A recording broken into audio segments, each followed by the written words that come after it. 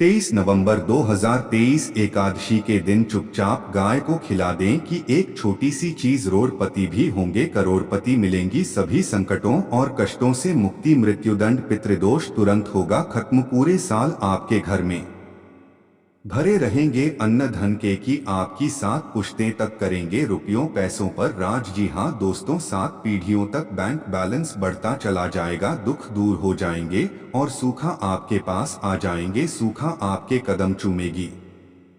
यदि आप 10 सितंबर एकादशी के दिन चुप गाय को यह एक छोटी सी चीज खिला देते हैं जो कि इस वीडियो में हम आपको बताने वाले हैं। जी हाँ दोस्तों, यकीन मानिए इस चीज को यदि आप गाय को खिलाते हैं एकादशी के दिन तो भगवान विष्णु जी और माता लक्ष्मी बहुत प्रसन्न हो जाएगी। आपके जीवन के जो भी दुख दर्द संकट कष्ट हैं समस्त दुख दर्द संकटों से छुटकारा मिल जाएगा। आप यूं कहें आपके जीवन से तत्काल गरीबी भी समाप्त हो जाएगी, समस्त दुख दूर होकर सुख आपके कदमों में आ जाएगी। इतना सुख संयोग पूरे 500 सालों के बाद बन रहा है। आज आई एकादशी के इस बार बहुत ही दुर्लभ संयोग में पड़ रही है। यदि आप चाहते हैं कि मान विष्णु जी माता लक्ष्मी की कृपा आपको हासिल हो, जीवन से तत्काल गरीबी समाप्त हो जाए, पितृ दोष दूर हो जाएं, तो दोस्तों आज की यह वीडियो आप मिस मत कर देना। बहुत ही महत्वपूर्ण और लाभकारी वीडियो है। पूरे 500 वर्षों के बाद देवउठनी एकादशी के दिन इस बार ऐसा शुभ संयोग बन रहा है जिसमें आपके समस्त दुख दर्द संकट दूर हो जाएगी मात्र यह एक चीज खिलाने से गाय को। तो दोस्तों कौन सी खास चीज, इस वीडियो के माध्यम से वही बताएंगे। पूरा वीडियो देखना, बहुत ही महत्वपूर्ण वीडियो है, आपके लिए लाभकारी वीडियो है। क्या दोस्तों, वीडियो का सबसे पहले तो आपसे रिक्वेस्ट करते हैं भगवान विष्णु जी और माता लक्ष्मी के सच्चे भक्त वीडियो को लाइक कर देना और सच्चे दिल से कमेंट बॉक्स में जय श्री विष्णु जाएं, महालक्ष्मी जाएं, गौमाता जरूर लिख देना, जैसे आपकी समस्त मनोकामनाएं पूर्ण हो जाएं। और ज्यादा से ज्यादा वीडियो को अपने दोस्तों में शेयर जरूर करना। दोस्तों आपको बताना चाहेंगे कि हिंदू धर्म में का बड़ा महत्व होता है। साल में कुल 24 एकादशी पड़ती है, यानी हर महीने 2 एक आदर्श ही पड़ती है, प्राप्ति भी होती है और समस्त पापों से उनको मुक्ति मिल जाती है। और दोस्तों आपको बता दें, इस दिन आपको भगवान विष्णु जी के साथ माता लक्ष्मी की भी पूजा अर्चना जरूर करनी चाहिए। या दोस्तों इस दिन विधि विधान से भगवान विष्णु जी माता लक्ष्मी की पूजा करें। मंदिर और पूजा स्थल को साफ कर आपको भगवान विष्णु जी माता लक्ष्मी की मूर्ति को स्थापित करना चाहिए। इसके बाद उनकी पूजा विधि अनुसार पूजा करें, व्रत का संकल्प लें और विष्णु जी और माता लक्ष्मी को नमस्कार करें। भगवान विष्णु माता लक्ष्मी की पूजा में आपको फूल नारियल सुपारी फल लौंग अगरबत्ती भी पंचामृत भोग तेल का दीपक दल और दाल चंद्र जरूर रखनी चाहिए। आपको पूजा करें और विधि विधान से भगवान विष्णु जी माता लक्ष्मी की आरती करें, व्रत कथा जरूर पढ़ें और अगले दिन व्रत का पारण जरूर करें। द्वादशी के दिन जरूरतमंदों को भोजन कराएं, यथाशक्ति सामर्थ्य के अनुसार अन्न धन वस्त्र का दान करें। यदि आप ऐसा करते हैं तो भगवान विष्णु जी माता लक्ष्मी प्रसन्न होकर आपकी समस्त मनोकामनाओं को पूर्ण कर देते हैं। और अब बात करें कि से जुड़े कौन कौन से उपाय आपको देवउठनी एकादशी के दिन जरूर करनी चाहिए या कोई भी एक दर्शी जरूर करनी चाहिए, जिससे समस्त दुख दर्द संकट दूर हो जाते हैं। 7 पीढ़ियों तक धन दौलत की कमी नहीं होती, बैंक बैलेंस बढ़ता चला जाता है, समस्त दुख जो भी जीवन के दुख दर्द संकट दूर हो जाते हैं और सुख आपके कदमों में आ जाते हैं, सुख आपके पास आते हैं। चलिए शुरू करते हैं कौन कौन से गाय से जुड़े उपाय। दोस्तों सनातन परंपरा में गाय गंगा और गयातरी का बहुत ज्यादा धार्मिक महत्व है। मान्यता है कि माता के पर 33 कोटि देवी देवताओं का वास होता है। गौ माता की सेवा एवं पूजा करने वाले जातक पर इन सभी देवी देवताओं की कृपा बरसती है। गौ सेवा से न सिर्फ इस जन्म के बल्कि पूर्व जन्म के भी दोष दूर हो जाते हैं। प्रत्येक सुबह जब आपके घर में भोजन बनना प्रारंभ हो तो सबसे पहले बनाई गई रोटी को आप गौ माता के नाम से निकाल दें और भोजन करने से पूर्व गौ माता को इस रोटी को खिलाएं। यदि संभव तो काली गाय को खिलाएं। यदि काली गाय ना मिले तो सफेद गाय को भी आप खिला सकते हैं। प्रति एक ऊर्जा और मांगलिक कार्य में गौमाता या उनसे जुड़ी चीजें जैसे गाय का गोबर, गोमूत्र, गाय का दूध अथवा गाय के दूध से बना भी जरूर शामिल करें। इससे आपको पुण्य की प्राप्ति होगी। सनातन परंपरा के अनुसार जिस घर में गाय होती है उस घर से जुड़े सभी वास्तु दोष स हो जाते हैं। किसी भी पूजा में गाय से हासिल 5 मई युक्त प्रथा का उपयोग जरूर शामिल करें, क्योंकि पंचम के बिना कोई भी पूजा पाठ और हवन सफल नहीं होता। जहां दोस्तों, गौ कृपा पाने के लिए प्रतिदिन, सप्ताह अथवा महीने में परिवार समेत एक बार गौशाला जाने का नियम जरूर बनाएं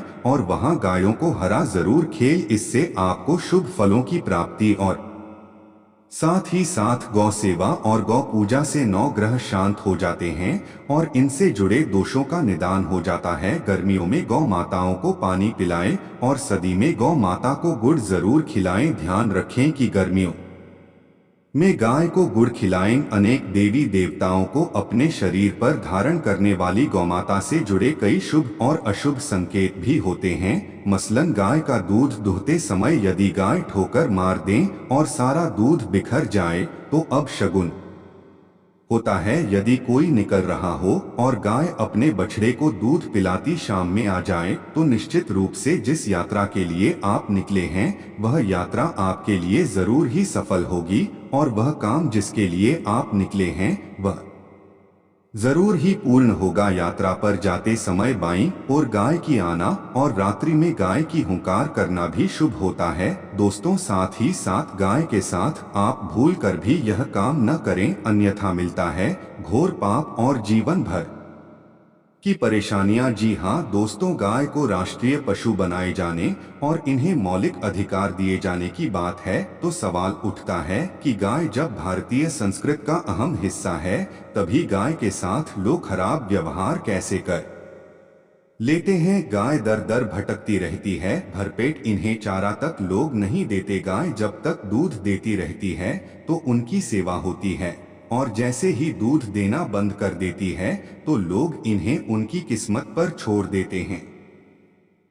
सड़कों पर और गलियों में भटकने के लिए ऐसे में गोवंशीय जीवों को कोई डंडे से मारता है तो कोई उन पर पानी डाल देता है। कभी वाहनों से इन्हें ठोकर लग जाती है तो बीमार होकर बेचारी गाय दम तोड़ देती है। ऐसे में जरूरत है इन बातों को कि गाय को लेकर शास्त्रों में क्या कहा गया है, गाय के साथ आपको कैसा व्यवहार करना चाहिए। क्या आप दोस्तों, गाय को कभी भी मारना पीटना नहीं चाहिए। शास्त्रों में गाय को माता का दर्जा दिया गया है। गाय को मारने पीटने वाला माता को मारने पीटने वाले के समान पाप का भागी माना जाता है। ऐसे घरों को नरक लोक में वर्षों तक कष्ट भोगना पड़ता है, अगले जन्म में मिलता है।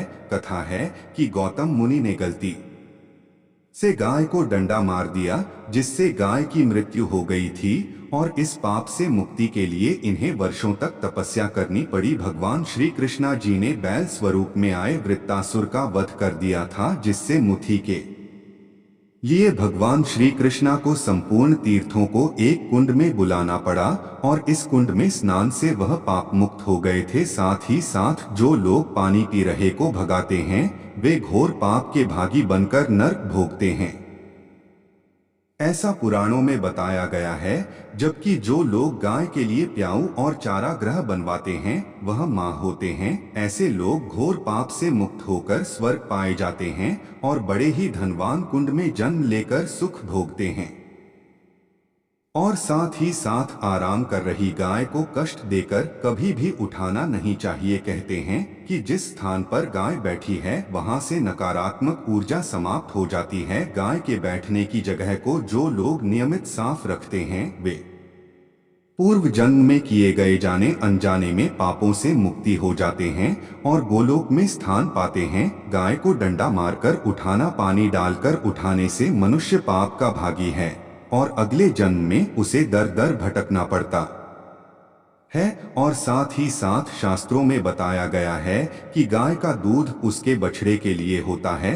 गाय के बछड़े से हुआ दूध ही मनुष्य को लेना चाहिए, परंतु कुछ लोग एक बार गाय को दो लेने के बाद फिर से बछड़े के लिए बचा हुआ दूध भी धो लेते हैं। ऐसा करना घोर पाप कहा जाता है। ऐसे दूध को दो हारने वाला और ग्रहण करने वाला दोनों ही पाप के भागी बन जाते हैं। दोस्तों, साथ ही साथ शास्त्रों में कहा गया है कि गोवंश यानी गाय और बैल के नहीं बैठना चाहिए। इनके पीठ पर बैठने से महापाप लगता है। ऐसे लोगों की यातना भोगनी पड़ती है। एकमात्र महादेव के अंश के उत्पन्न नंदी ही गौवंश ही है, जिस पर महादेव और महादेवी सवारी करती है, क्योंकि नंदी ने स्वयं अपनी इच्छा से महादेवी की सवारी बनना स्वीकार किया था। और साथ ही साथ शास्त्रों में गाय के दान को बहुत ही महत्व दिया गया है, परंतु ऐसी गाय का दान कभी नहीं करना चाहिए जो बूढ़े और बीमार हो।